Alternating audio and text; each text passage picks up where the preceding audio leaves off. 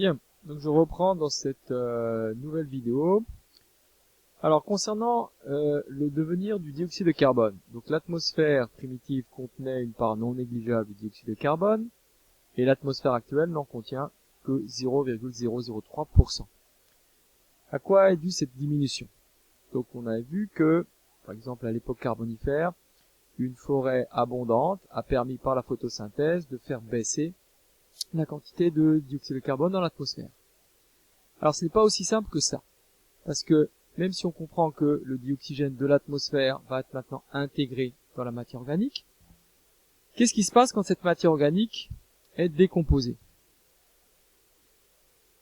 Eh ben, la matière organique décomposée, par l'action de différentes bactéries ou autres champignons, libère à nouveau le dioxyde de carbone qui était piégé. Donc ce dioxyde de carbone, à la mort du végétal, par décomposition de sa matière organique, libère le dioxyde de carbone et donc le bilan est nul. En fait, la baisse de la teneur en dioxyde de carbone dans l'atmosphère est bien liée à la photosynthèse, mais ensuite il faut que la matière organique fabriquée par photosynthèse ne soit pas dégradée, complètement décomposée. Et c'est ce qui se passe dans ces forêts marécageuses où la matière organique va pouvoir s'accumuler dans des milieux pauvres en dioxygène, et à ce moment-là, elle est très peu décomposée, et en s'accumulant dans des conditions particulières, elle va donner naissance au charbon. Donc en fait, les gisements actuels de charbon ont participé au piégeage, au stockage de très grandes quantités de dioxyde de carbone qui étaient présents dans l'atmosphère il y a plusieurs centaines de millions d'années. Donc voilà ce qui s'est passé à l'époque carbonifère. La forêt ou les forêts tropicales, par photosynthèse, incorporent le dioxyde de carbone atmosphérique dans la matière organique. Cette matière organique ne se décompose pas parce qu'elle s'accumule dans un milieu pauvre en dioxygène et forme les gisements de charbon. Donc si je résume maintenant l'ensemble de l'évolution de l'atmosphère terrestre, nous avons donc, il y a plusieurs milliards d'années, la formation de l'atmosphère primitive suite donc au phénomène de dégazage, une atmosphère qui contenait donc essentiellement de la vapeur d'eau, du dioxyde de carbone et du diazote. Il faut attendre 3,5 milliards d'années pour que les premiers organismes photosynthétiques apparaissent et libèrent donc du dioxygène en milieu marin. Donc c'est le cas de ce qui a été fait par les stromatolithes. Mais les océans contiennent de grandes quantités de fer ferreux. Et donc tout l'oxygène qui est dégagé par photosynthèse va être consommé par l'oxydation du fer ferreux en fer ferrique et va contribuer à la formation des gisements de fer rubaneux. Donc là, il faut encore attendre plusieurs milliards d'années pour que, vers 2 milliards d'années, on voit apparaître du dioxygène dans l'atmosphère. Ça correspondra au moment où tout le fer ferreux aura été consommé. À ce moment-là, la photosynthèse produira du dioxygène qui pourra s'accumuler dans l'atmosphère. Et ce moment-là est marqué par la formation, par l'apparition de sols rouges qui contiennent des oxydes ferriques. Alors maintenant, nous allons nous intéresser aux reconstitutions passées des climats. Alors une première façon de reconstituer les climats passés est de s'intéresser aux glaces. Alors vous voyez ici que les glaces s'accumulent, la glace s'accumule sous forme de couches successives, et évidemment plus vous allez creuser profondément et plus vous allez avoir accès à des couches de glace anciennes. Donc différents forages ont été réalisés dans les calottes glaciaires au Groenland, en Antarctique, et c'est en Antarctique qu'on a pu forer le plus profondément et qu'on a atteint des couches de glace qu'on date de plus de 400 000 ans. Alors comment ces couches de glace vont nous informer sur les climats passés? Alors, la glace est formée d'eau, l'eau, c'est H2O, et vous savez qu'il existe ce qu'on appelle des isotopes. Donc, il existe des isotopes de l'oxygène, donc 18, oxygène 16. Il existe aussi des isotopes de l'hydrogène. Donc, alors les isotopes sont des atomes dont la masse atomique varie. Alors, donc, soit 16, soit 18, parce que le nombre de neutrons n'est pas le même. Et on a le même phénomène, il existe aussi des isotopes de l'hydrogène. Donc un isotope de l'hydrogène, par exemple, est le deutérium, qui a une masse atomique de 2. Alors, dans les océans, on constate que le rapport oxygène 18 de l'eau sur oxygène 16 de l'eau varie peu. Il est aux alentours de 1/500. C'est-à-dire qu'il y a une molécule d'eau 18 pour 500 molécules d'eau avec oxygène 16. Par contre, dans les précipitations, dans l'eau de pluie ou dans la neige, ce rapport varie fortement. Ensuite, on définit le delta O18. Alors, comme étant le rapport quantité d'oxygène 18 sur quantité d'oxygène 16 de l'eau d'un échantillon et quantité d'oxygène 18 par rapport à quantité d'oxygène 16, alors dans l'eau des océans. SMO signifiant Standard Mean Ocean Water. Donc c'est la valeur moyenne de ce rapport quantité d'oxygène 18 sur quantité d'oxygène 16 de l'eau des océans. Bien. Donc si l'échantillon que l'on mesure ou l'échantillon dans lequel on calcule ce rapport quantité d'oxygène 18 sur quantité d'oxygène 16, si cet échantillon est un échantillon d'eau de mer, le numérateur et le dénominateur sont identiques, ce qui fait 1, 1 moins 1, ce qui fait 0. Donc on a, dans l'eau de mer, un delta O18 qui est égal à 0. Alors, c'est exprimé pour 1000. Ah, je reviens en arrière. Donc c'est ce rapport moins 1 fois 1000. Donc un delta O18 s'exprimant pour 1000.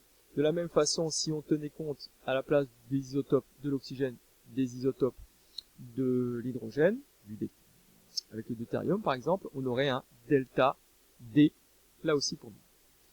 Alors, que nous indiquent ces variations du delta O18?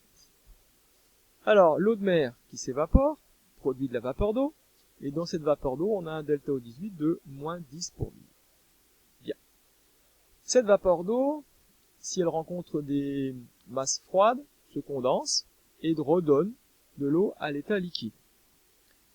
Dans les précipitations, dans l'eau liquide, et on a plus particulièrement de l'oxygène 18, c'est-à-dire que cet isotope étant plus lourd que l'oxygène 16, c'est plutôt de l'oxygène 18 qui va se retrouver dans les précipitations, dans l'eau, donc qui se condense à partir des nuages. Donc, dans les nuages, la vapeur d'eau s'appauvrit en oxygène 18, et donc le delta O18 devient de plus en plus négatif. On revient donc à la formule qui permet de calculer le delta O18. Regardez, si je fais diminuer cette quantité de delta O18, d'oxygène 18 dans l'échantillon, donc tout ce rapport-là devient de plus en plus petit. Ça, on suppose à peu près constant. Donc, l'ensemble devient encore plus petit. Soustrait à 1, on a un chiffre de plus en plus négatif. Donc, moins il y a d'oxygène 18 dans l'échantillon, et plus le delta O18 devient négatif. Donc, retenez bien ça. Moins on a d'oxygène 18 dans l'eau d'un échantillon quelconque, et plus le delta O18 devient négatif. Donc, ce delta O18 devient de plus en plus négatif au fur et à mesure qu'il y a précipitation, que la vapeur d'eau se condense. Donc on a des masses nuageuses contenant la vapeur d'eau avec un delta O18 beaucoup plus faible qu'au départ, quand l'eau de mer s'est évaporée. Alors, imaginons que l'on soit dans une période froide, et ben la condensation de l'eau va être beaucoup plus fréquente que dans une période chaude. Donc, la vapeur d'eau va s'appauvrir beaucoup plus en oxygène 18. Donc, le delta O18 devient de plus en plus négatif. Donc, on a des masses nuageuses contenant peu d'oxygène 18, un faible taux de delta O18. Et quand il pleut, forcément, même si c'est plus de l'oxygène 18 qui a tendance à passer dans les précipitations, comme il y en avait peu au départ, il va donc se former des couches de neige, des couches de glace qui ont une faible proportion d'oxygène 18, donc un delta O18 négatif. En gros, plus il fait froid, et plus le delta O18 des glaces sera négatif. Et les scientifiques ont pu à ce moment-là établir ce qu'on appelle un thermomètre isotopique. C'est-à-dire qu'ils ont mis en relation le delta O18 en fonction de la température de l'air au moment des précipitations. Et donc, plus il fait froid, et plus il fait froid, et plus le delta O18 des précipitations est négatif. En gros, moins il y a d'oxygène 18 dans les précipitations. À l'inverse, si la température s'élève, à ce moment-là, on aura un delta O18 moins négatif. Donc il y aura un peu plus d'oxygène 18 dans les précipitations neigeuses, parce qu'il y aura eu peu de phénomènes de condensation et de précipitation avant. Voilà. Donc ceci est le thermomètre isotopique. Donc ça, c'est vraiment à retenir. Plus le delta O18 mesuré dans un échantillon de glace ou de neige, donc plus le delta O18 est négatif, est bas, et plus la température qu'il faisait au moment de la précipitation, ou des précipitations, était bas. Alors le premier travail que je vous ai demandé, ça dépend dans quelle ordre vous prenez le travail, c'est de retrouver l'équation de cette droite. Donc droite qui correspond à la relation y est égale à ax plus b, donc il vous suffit de déterminer a, le coefficient directeur, et b, le point à l'origine. Une fois que c'est fait, je vous demanderai, à partir des données issues de différents sites de forage, donc en Antarctique, Vostok, je vous donnerai pas les données concernant le Groenland, mais à partir donc de données de forage réalisées en Antarctique, je vous demanderai de représenter les variations du delta D, donc, puisque ça a été mesuré non pas pour l'isotope de l'oxygène, mais pour les isotopes de l'hydrogène. Donc je vous demanderai de représenter le delta D en fonction du temps. Et donc pareil, même raisonnement que précédemment, plus le delta D est négatif, et plus donc la température qu'il faisait au moment des précipitations était basse.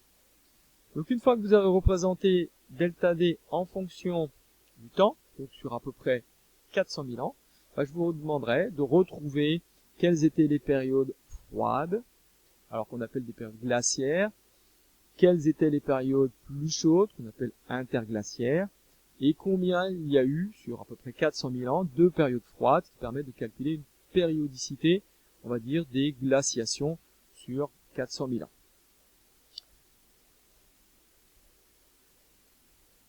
Voilà.